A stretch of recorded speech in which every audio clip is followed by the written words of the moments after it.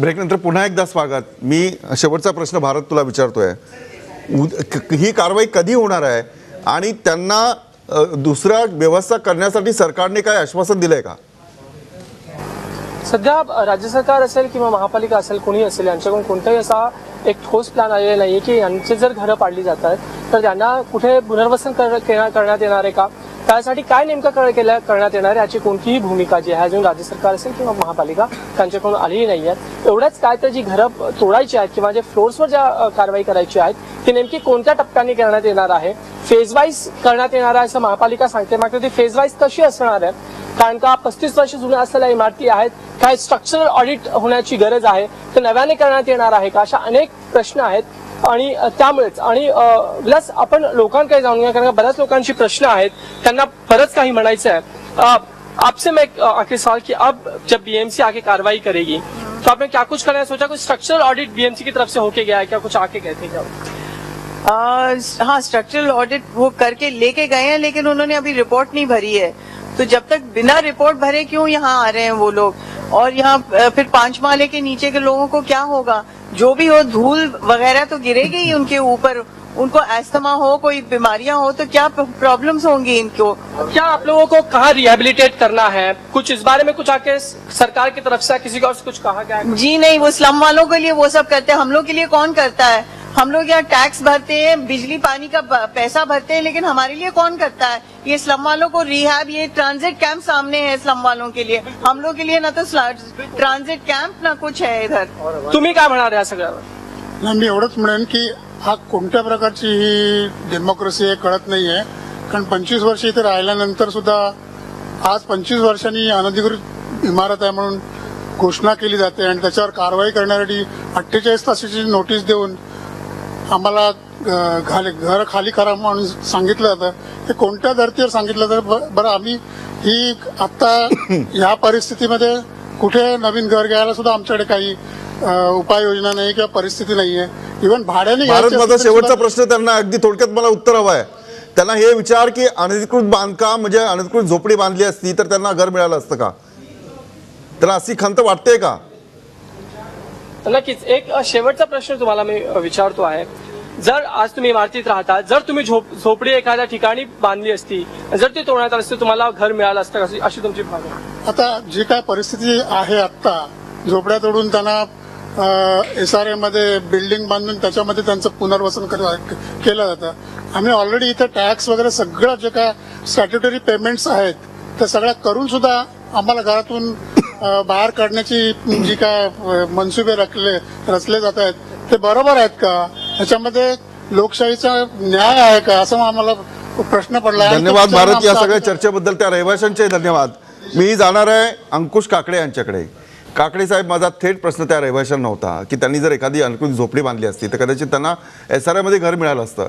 हा कुठला न्याय म्हणायचा महाराष्ट्र सरकारचा, हा कुठला न्याय म्हणायचा या लोकशाहीचा की अनधिकृत बांधकाम असतं तर तिथे एक झोपडी मिळाली असती?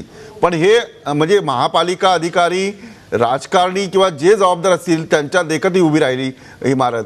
टॅक्सेस भरले गेले, स्ट्रक्चरल ऑडिट झालं आणि आता त्यांना रस्त्यावर यावं लागतंय. म्हणजे सरकारचं घर बांधण्याच्या बाबतीत, रहिवाशांना निवारा देण्याच्या बाबतीत कुठलंही गांभीर्य दिसत नाही.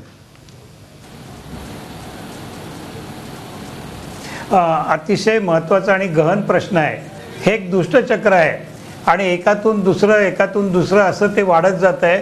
आपण म्हणाला त्या मताशी मी सहमत आहे की ज्या ठिकाणी अनधिकृत झोपडपट्टी टाकून राहतो त्याला कुठेतरी SRAच्या माध्यमातून 250 किंवा 270 स्क्वेअर फीटाची सदनिका मिळते.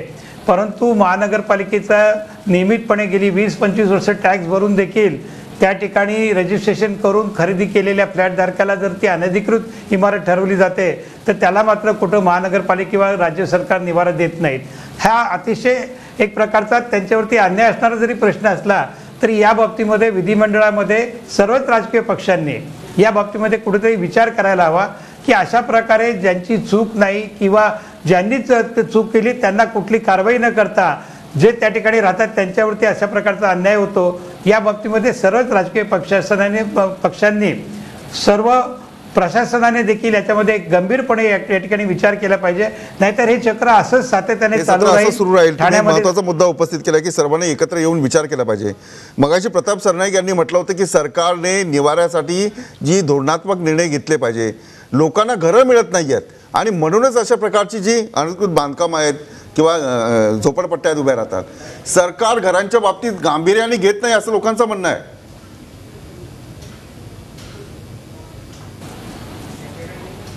नाही, आपण म्हणाला त्यामध्ये काही अंशी तथ्य आहे. मी सुदैवाने पुणे विभागाचा म्हाडाचा अध्यक्ष म्हणून काम करतो. पुणे महानगरपालिका क्षेत्रामध्ये देखील म्हाडासाठी अनेक ठिकाणी आरक्षणं होती, परंतु महानगरपालिका प्रशासनाने ती आरक्षणं उठवली. सर्वसामान्यांना परवडतील अशा प्रकारची घरं बांधण्याची योजना म्हाडाने त्या ठिकाणी राबवण्याचा प्रयत्न करीत असताना जर का स्थानिक स्वराज्य संस्था त्या ठिकाणी जर का आरक्षणं उठवत असेल तर म्हाडाने काम कसं करायचं? प्रताप सरनाईकांनी सांगितलं ते खरं आहे की म्हाडा असेल, सिडको असेल यांनी सर्वसामान्यांना गरिबांना परवडतील अशा प्रकारची घरं त्या ठिकाणी करून दिली पाहिजेत. परंतु आज मात्र जागेची उपलब्धता होत नाही. खाजगी जमीन मालकांकडनं जागा घेतल्यानंतर त्याच्या भरमसाठ किमती आहेत. त्या किमतीमध्ये जर का जागा घेतल्या तर त्याची होणारी घराची किंमत ही सर्वसामान्यांना परवडणारी नाही. यामुळे राज्य सरकारने या बाबतीमध्ये एक वेगळ्या प्रकारचं धोरण केलं पाहिजे. म्हाडासाठी जास्तीत जास्त जागा आरक्षित कशा केल्या जातील, सर्वसामान्यांना परवडतील अशा प्रकारची अफोर्डेबल हाऊसिंगची स्कीम कशी राबवली जाईल यासाठी राज्य सरकारने प्रयत्न करायला हवेत. आणि स्थानिक स्वराज्य संस्थांनी देखील या घटनांकडे पाहण्याचा दृष्टिकोन बदलला पाहिजे. म्हाडासाठी आरक्षित केलेली जागा त्याचं आरक्षण उठवलं जातं यासारखी खेदाची बाब नाहीये. तुम्हीच खंत व्यक्त करताय सत्ताधारी पक्षाकडून. कुठे ना कुठे ULC, प्रताप मला हे सांग की ULC उठवण्याचं जो एक कारण सांगितलं गेलं की लोकांना घरांच्या किमती कमी होतील. काय सरकारची भूमिका काय राहील? मला 2 मिनिटं आता स्पष्टपणे बोलू द्या. पहिलं तर असं आहे की ULCच्या जमिनी अनेक शेकडो एकर जमीन ह्या मुंबई, ठाणे आणि ठाण्याच्या आसपासच्या विभागामध्ये राज्य शासनाकडे जमा होत्या. परंतु त्या जमिनीवर सिडको किंवा म्हाडाच्या माध्यमातून जर डेव्हलपमेंट करता शासनानं केली असती किंवा संबंधित विभागाला जर आदेश दिले असते तर आज त्या ठिकाणी शेकडो घरं, म्हणजे जर पवईच्या हिरानंदानीला शेकडो एकर जमीन दिली जाते त्या ठिकाणी सर्वसामान्यांची घरच बनवली जात नाही. आता कोलशेतमध्ये हिरानंदानीला 104 एकर राज्य शासनानं दिली.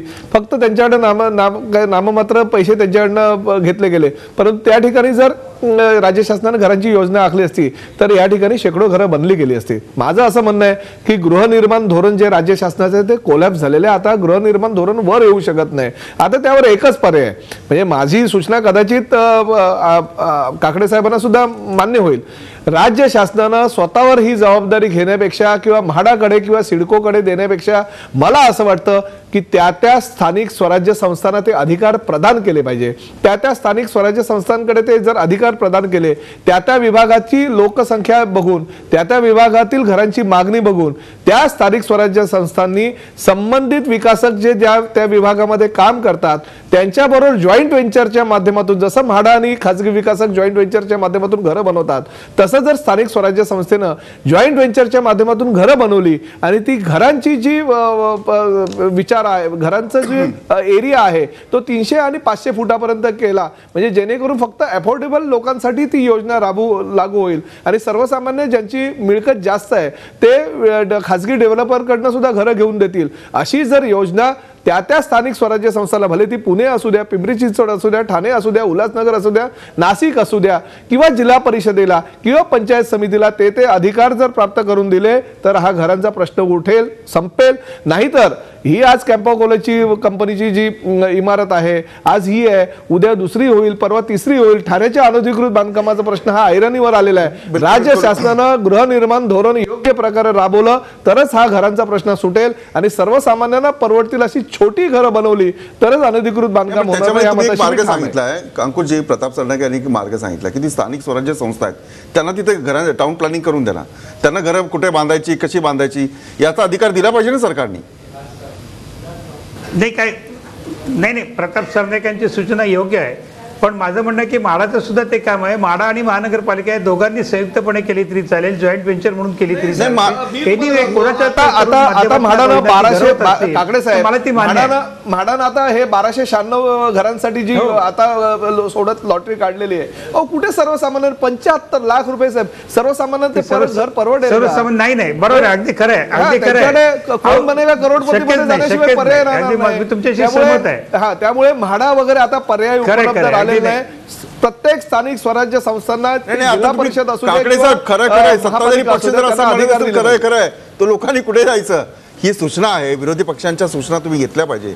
सरकारने लोकांना स्वस्त घरं, निदान त्यांना परवडतील अशी घरं तरी निर्माण केली पाहिजे. पण यासाठी जे सत्तेचं विकेंद्रीकरण केलं पाहिजे, स्थानिक स्वराज्य संस्थांना अधिकार दिले. नाही असा प्रयत्न तुम्ही करणार आहात का? माझ्याकडे वेळ खूप कमी आहे. तुमचं शेवटचं उत्तर मी घेतो. प्रताप सरनाईक असो किंवा अन्य काही जे मार्ग सांगितले जात आहेत त्या बाबतीत आता तरी सरकार सिरियस होणार आहे का? कोल्हापूर, नाशिक इथली जी घरं आहेत त्यांचा आता वाचवण्याचा मुद्दा सगळेच वोट बँकसाठी करतायत. पण निदान इन फ्युचर म्हणजे भविष्यामध्ये अशा प्रकारचं एक चांगलं प्लॅनिंग करता येईल का? नाही, मी मगाशीच म्हणालो ना की हा अतिशय महत्त्वाचा प्रश्न आहे आणि घराचा प्रश्न प्रत्येकाला जीवनामध्ये स्वतःचं घर असावं हे त्याचं स्वप्न असतं आणि त्यासाठी सर्व राजकीय पक्षांनी एकत्र येऊन एक चांगल्या प्रकारचं धोरण करावं. गृहनिर्माण खात्याने त्या बाबतीमध्ये पुढाकार घेतला पाहिजे. सर्व पक्षांना विश्वासात घेऊन सर्व स्थानिक स्वराज्य संस्थांचे जे काही प्रशासक असतील, महापौर असतील, त्यांना विश्वासामध्ये घेऊन आपल्याला याच्यामध्ये काय मार्ग काढता येईल याचा विचार करण्याची वेळ आली आहे. तो जर विचार केला नाही, ही जर वेळ टळून गेली तर पुन्हा एरे माझ्या मागल्या अशीच परिस्थिती होईल. बिलकुल विचार केला नाही तर एरे माझ्या मागला असा परिस्थिती होईल. पण आता वरळीच्या इमारतीची जी परिस्थिती आहे त्या संदर्भात सरकारला कुठे ना कुठे निर्णय घ्यावा लागणार आहे. जर तो निर्णय घेतला नाही तर कदाचित उल्हासनगरसाठी वेगळा न्याय, ठाण्यासाठी वेगळा न्याय, मुंबईसाठी वेगळा न्याय अशा प्रकारचं चित्र या महाराष्ट्रापुढे येणार आहे आणि ते सरकारला हे चित्र परवडणार नाही. मी ही चर्चा इथेच थांबवतो. आपण सगळे या कार्यक्रमात सहभागी झालात. आपल्या सगळ्यांचे आभार. आपण पाहत राहा TV9 महाराष्ट्र.